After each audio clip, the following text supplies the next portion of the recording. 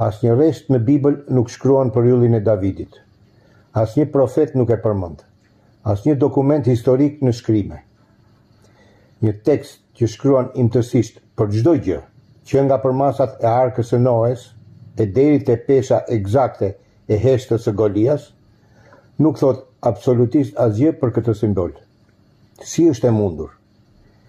Gjashtkëndori shfaqet për herë të parë në mesjet.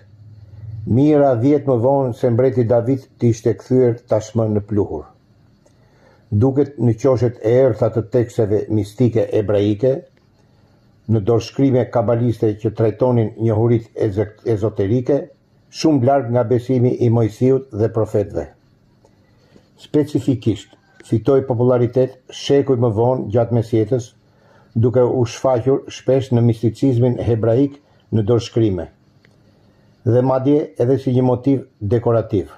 Dekoronte me raste muret e sinagogave, por vetëm si dekorim, akoma jo si simbol besimi.